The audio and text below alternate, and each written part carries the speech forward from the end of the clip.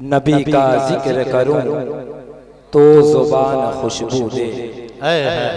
नबी का जिक्र करूं तो जुबान खुशबू दे। जहां हो जिक्र नबी वह मकान खुशबू दे। सुभान अल्लाह सुभान अल्लाह। मोहतरम हज़रात, वक्त को मद्देनजर रखते हुए ज्यादा तफसील में न जाकर के मैं बहुत कम वक्त में अपनी गुफ्तगू को समेटने की कोशिश करूंगा, लेकिन गुफ्तगू आगे बढ़े उसे कबल आइए हम और आप मिलकर उस आका की बारगाह में मोहब्बत के साथ दुरूद हदिया पेश करें। पढ़िए अल्लाहुम्मा सल्ली अला सय्यदना शफीअना व मौलाना मुहम्मदिन व अला आले सय्यदना व मौलाना मुहम्मदिन व बारिक वसल्लिम। एक शायर कहता है कि इब्तिदाए इश्क है रोता है क्या, इब्तिदाए इश्क है रोता है क्या, आगे आगे देखिए होता है क्या। और हैदर साहब एक जगह जलसे में मैं गया तो एक आदमी जो बड़ा मुखलिस था लेकिन जलसे में कहीं दिखाई नहीं दिया। दूसरे दिन जब उससे मुलाकात हुई तो हमने पूछा भाई साहब आप तो गए थे लेकिन दिखाई नहीं दिए। तो उसने यही जवाब दिया कि हबीब जी मैं क्या करूं, मैंने जलसे को इसलिए भूला, ध्यान दीजिएगा, मैंने जलसे को इसलिए भूला क्योंकि उसमें लगा था एक बहुत बड़ा झूला। क्या बात है, झूला। और मुझे कहीं न कहीं उसका असर इस जलसे के ऊपर महसूस हो रहा है। बैर का टाइम मिला है 15 मिनट, 2-3 मिनट तो निकल ही गया, लेकिन हज़रात इससे हमें कोई टेंशन नहीं है, आप कम है उससे कोई परेशानी नहीं है, क्योंकि प्यारे नबी सल्लल्लाहु ताला अलैहि वसल्लम के नूरानी महफिल है। तादाद कम हो उससे मतलब नहीं है, लेकिन जितने लोग हैं बस पूरी बेदारी के साथ हौसले के साथ सुने, क्योंकि ये जो प्रोग्राम होता है मैं हैदर साहब से पूछना चाहूंगा, बताइए कि ये संसार के लिए होता है ना कि सरकार के लिए? सरकार के लिए। ये महफिल संसार के लिए नहीं, सरकार के लिए। तो फिर इसमें तादाद से हमें कोई सरोकार नहीं, ज्यादा कोई परेशानी नहीं, इसलिए कि जब महफिल सरकार के लिए है तो संसार वाले आए या ना आए कोई ज्यादा दिक्कत नहीं, हमारे सरकार आ जाए तो महफिल का। सुभान अल्लाह सुभान अल्लाह। तो हज़रात एक जलसे मैंने जब कहा कि आप सिद्ध दिल से दुरूद पाक अभिनव कर लीजिए कि जो इंसान प्यारे नबी सल्लल्लाहु अलैहि वसल्लम के ऊपर जो सिद्ध दिल से दुरूद पाक पढ़ता है तो मेरे नबी उस इंसान को अपनी नूरानी चादर में छुपा लेंगे, और सिर्फ छुपाएंगे नहीं बल्कि पुलसराज से भी पार करा देंगे। और ये बात बिल्कुल हक है, उलमाए किराम मौजूद हैं और ये स्टेज में बड़ी जिम्मेदारी भरा स्टेज है। मेरे नबी के ऊपर जो मोहब्बत के साथ दुरूद पाक पढ़ेगा मेरे नबी उसे अपनी कमरी में छुपा लेंगे, चादर में छुपा लेंगे, बल्कि पुलसराज से भी पार करा देंगे। इतनी गुफ्तगू हुई कि मजमे में से जलसे में से एक इंसान खड़ा हुआ और बोलना शुरू किया कि मौलाना क्या बात रहे हो, ये भला कैसे संभव होगा कि नबी की चादर में उनकी उम्मती आ जाए जो उनके ऊपर मोहब्बत से एक बार दुरूद का हदिया पेश कर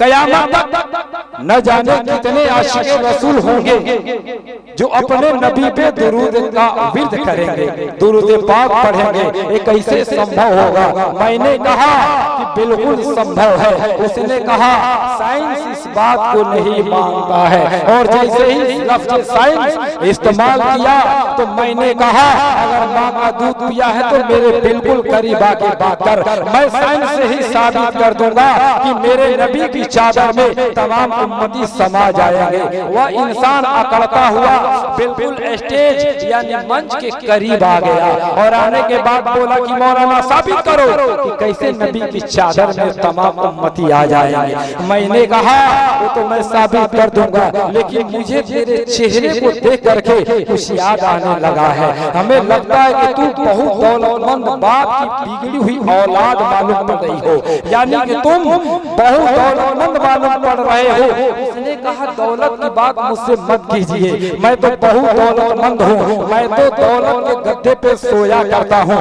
तब मैंने कहा यही तो रोना है कि तेरे पास जो दौलत है उसका कितना गलत इस्तेमाल कर रहे हो। अगर ये दौलत मेरे पास आ जाए तो मैं अपनी बच्चियों की परवरिश कर दूं। ये दौलत अगर रकीबे सुन्नत के पास आ जाए तो न जाने कितने इदारे का इंतजाम करते। ये दौलत अगर किसी सखी के पास आ जाए तो कितनी बच्चियों की शादियां करा दे। ये दौलत अगर किसी अल्लाह के नेक बंदे के पास आ जाए तो सही तरीके से इस्तेमाल करे। लेकिन बड़ी अफसोस के साथ मैं कह रहा हूँ कि अगर ये दौलत अगर मेरे पास होती तो मैं मदीना मुनव्वरा जाके मुस्तफा जाने रहमत सल्लल्लाहु तआला अलैहि वसल्लम के रोजे के सामने खड़ा होकर के कहता मुस्तफा जाने रहमत पे लाखों सलाम। क्या बात है! नारे तकबीर, नारे रिसालत, माहे तैबा कॉन्फ्रेंस, नारे तकबीर, सुभान अल्लाह। लेकिन हज़रात जब इतनी बात सुना तो तय से आ गया और कहने लगा मौलाना क्या तुम गुंबदे खजरा देखना चाहोगे? मैंने कहा फोटो में तो मैंने कई बार देखा है, कैलेंडर में तो कैलेंडरों में तो मैंने कई बार देखा है, मैं ओरिजिनल मदीना देखना चाहता हूँ। भाई उसने कहा मैं ओरिजिनल मदीना ही दिखाऊंगा। वह तुरंत अपनी पीठ से बैग को उतारता है और उस बैग के चेन को खोला और लैपटॉप को निकाल करके बाहर किया और लैपटॉप को ऑन किया और उसके माउस पे अपनी उंगलियों को फिराने लगा।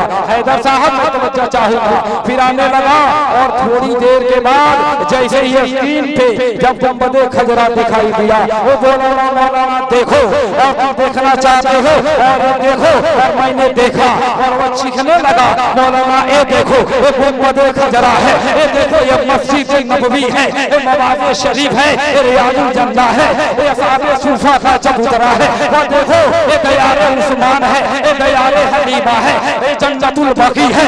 मैंने कहा मैं तुझ पे कुर्बान लगे हाथों मक्का मुकर्रमा भी दिखा दो। वो बोला कि 10 सेकंड में दिखाऊंगा और वो साइंस के खिलौने से खेलने लगा और जैसे ही उसके लैपटॉप के स्क्रीन पे जैसे ही मक्का मुकर्रमा का वो दृश्य आने लगा वो चीखने लगा मौलाना वो देखो वो मक्का है, वो देखो काबा है, वो देखो गिलाफे काबा है, वो देखो हजरे अस्वद है, वो देखो नवाज है, वो देखो मकाफ है, वो देखो मकाम इब्राहिम है, वो देखो सफा है, वो देखो मरवा है, वो देखो मीना है, वो देखो मुज़दलिफा है, वो देखो वादी अराफात है। तब मैंने कहा कि ये इंसान बड़ी मेहरबानी कि तूने मुझे देखा दिया, लेकिन हिंदुस्तान में रह करके मैंने लाल किला नहीं देखा है। बोला कि 5 सेकंड रुक जाओ मैं दिखा दूंगा और उसी साइंस के खिलौने से खेला और थोड़ी देर के बाद चीखने लगा कि देखो वही लाल किला है, यही वो जगह है जहाँ पर माननीय मोदी जी भाषण दिया करते हैं। वो देखो यही लाल किला है, यह कुतुब मीनार है। मैंने कहा कि मैं तुझ पे कुर्बान, लेकिन अब बात समझ में आ गई कि मेरे नबी अपनी चादर में अपनी उम्मत को कैसे छुपा लेंगे। वो बोला कैसे? तब मैंने कहा अबे वो जालिम जब तेरे इस लैपटॉप के 2 इंच के पेन ड्राइव में जब पूरी दुनिया समा सकती है तो मेरे मुस्तफा की चादर में एक कायनात के नारे तकबीर, नारे रिसालत, माहे तैबा कॉन्फ्रेंस, जनाबे कलामुद्दीन साहब किबला, नारे तकबीर। लेकिन हज़रात बात बिल्कुल सही है सब जानते हैं, लेकिन फिर भी हम नहीं मानते हैं। लेकिन हजरत आज जो जलसे का एहतमाम हुआ, एक से एक बढ़कर तकरीर आपको सुनने को मिलेगी, लेकिन सोचना यह है कि आपने अपनी कीमती वक्त यहाँ दिया, लेकिन आप जानते समय क्या लेके गए, आपने क्या हासिल किया। क्योंकि जिस दौर में हम जी रहे हैं, आप बखूबी जानते हैं मेरे नबी को अल्लाह रब्बुल इज्जत ने तमाम कायनात के लिए रहमत बना करके भेजा। क्योंकि मेरे नबी सल्लल्लाहु अलैहि वसल्लम को रब ताला ने पूरी कायनात के लिए रहमत बना करके भेजा। अमीरों के लिए रहमत, गरीबों के लिए रहमत, बड़ों के लिए रहमत, छोटों के लिए रहमत, पढ़े लिखों के लिए रहमत, अनपढ़ों के लिए रहमत, जरूरतमंदों के लिए रहमत, गरीबों के लिए रहमत, यतीमों के लिए रहमत, यानी सभी के लिए रहमत। मैं बिला तफसील कह दूं कि मेरा परवरदिगार जिस चीज का खुदा है, मेरे नबी सल्लल्लाहु अलैहि वसल्लम उस तमाम कायनात के लिए रहमत बन करके आए। बल्कि मैं ये कह दूं कि जहां जहां मेरे खुदा की खुदाई है, जहां जहां मेरे खुदा की खुदाई है, वहां वहां मेरे मुस्तफा की मुस्तफाई है। यानी कोई ऐसी चीज नहीं जिसका मालिक, जिसका खालिक मेरा परवरदिगार ना हो, कोई ऐसी शय नहीं जिसका खालिक मेरा खुदा ना हो, और उसी तरह से कोई ऐसी चीज नहीं जिसके मालिक हमारे मुस्तफा ना हो। तो यह दौर जैसा चल रहा है, हम सुनते सही हैं, लेकिन सुनने के बाद उसका असर नहीं होता है। अजान हो रही है, लेकिन हम बातें कर रहे हैं, अजानों की सदाएं कानों से टकरा रही है, लेकिन हम बात कर रहे हैं। आखिर हम, हमारा समाज ये कहाँ जा रहा है, हम किस दौर में जी रहे हैं। बातें वही है, अजान वही है, लेकिन वो कोशिश, वो खिंचाव नहीं है। हम अजान सुनते हैं लेकिन बातें करते हैं। शायद आप नहीं जानते हैं, पहले के दौर में जब अजानें हुआ करती थी, और जब अजान की सदा जब एक आशिक रसूल के कानों से टकराई, एक कपड़ा सीने वाला आदमी कपड़े के अंदर सुई को चुभो दिया है, लेकिन जैसे ही दूसरी तरफ सुई को निकालना चाहा कि अल्लाह अकबर की सदा बुलंद हो गई, वो सुई को वहीं छोड़ देता है। एक लोहा पीटने वाला कारीगर, एक लोहा पीटने वाला आदमी लोहे को पीटने के लिए, उस पे चोट करने के लिए और हथौड़े को ऊपर उठाया कि अल्लाह अकबर की सदा बुलंद हो गई। उस हथौड़े को नीचे नहीं गिराया, बल्कि अलग करके वो मस्जिद की तरफ चल दिया। लेकिन हमने कभी इसके ऊपर ध्यान नहीं किया कि औरतें अगर एक औरत रोटी बना रही है और तावे पे रोटी पड़ गई है, अजान की सदा बुलंद हो गई, रोटी जल जाती है, लेकिन अजान छोड़ के रोटी को पलटती नहीं है। इससे हमें क्या मैसेज मिलता है, हम इससे हम क्या सबक लेते हैं कि अजान जब हो रही है सारा काम हम छोड़ दें। लेकिन आज अजान सुन रहे हैं, उसके बावजूद भी हम बातें कर रहे हैं। अजान सुन रहे हैं, लेकिन हम टीवी देख रहे हैं, बहुत ज्यादा लिहाज करते हैं, तो हम वॉल्यूम को कम कर देते हैं, साउंड कम कर देते हैं, लेकिन दृश्य जो है, तस्वीर जो है टीवी पे वैसे ही हम देख रहे हैं। क्या हमने कभी सोचा कि हमारा ये समाज क्या कह रहा है और किस दौर में हम चल रहे हैं, किस रास्ते पे हम चल रहे हैं। लेकिन हजरात यही वजह है कि अजान सुन करके हमने उसकी ताजीम नहीं की। अजान हम सुने लेकिन तो हमने उसकी इज्जत नहीं की। नतीजा ये हुआ कि अजान पे उंगलियां उठ रही है। मस्जिद तो हम बना लेते हैं, लेकिन नमाजी का पता नहीं, मस्जिदें वीरान हो गई, तो नतीजा ये हुआ कि मस्जिदें तोड़ दी गई। हम इतना जानते हैं कि इस्लाम में, शरीयत में औरतों का हुकूक क्या कहा है, शरीयत में औरतों का हुकूक क्या है हम जानते हैं, लेकिन उसके बावजूद भी नजरअंदाज हमने कर दिया, तो 3 तलाक का मसला हमारे सामने उत्पन्न हो गया।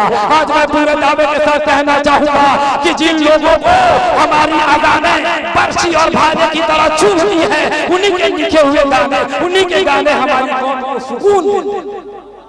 लेकिन हजरात सब कुछ जानने के बावजूद भी हम ये मानने के लिए तैयार नहीं है। जलसे का मकसद क्या है, कॉन्फ्रेंस कराने का मकसद क्या है, मिलाद नबी का एहतमाम करने से मकसद क्या है कि एक मेरा भाई एक जो गलत तरीका अपना लिया है वही सही रास्ते पे चलने का वादा करके, एक नमाजी जो आ जाए नमाज पढ़ने का वादा करके जाए, एक शराबी जो है शराब से तौबा करने का वादा करके जाए, यानी बुरी सोहबतों को जो छोड़ करके जाए, तो हम यही समझेंगे कि आज की तकरीर से बड़ा फायदा हुआ है। लेकिन हजरात ये तो अल्लाह का बहुत बड़ा करम कि उसने अपने महबूब सल्लल्लाहु ताला अलैहि वसल्लम को तमाम कायनात के लिए रहमत बना करके भेजा है। ये मेरे आका की मेहरबानी है कि आज हम ये सब देख रहे हैं। यकीनन हमारे दिल में अगर नबी पाक सल्लल्लाहु ताला अलैहि वसल्लम की मोहब्बत है और रहेगी, वही हमारे लिए नजात का जरिया है। अल्लाह ताला हम सबों को नेक अमलों की तौफीक अता फरमाए, क्योंकि गुफ्तगू जो होती है सुनने का एक से एक खतीब शोरा यहाँ तशरीफ फरमा है। एक एक बात आपके सामने आएंगे और आप उनसे सुनेंगे।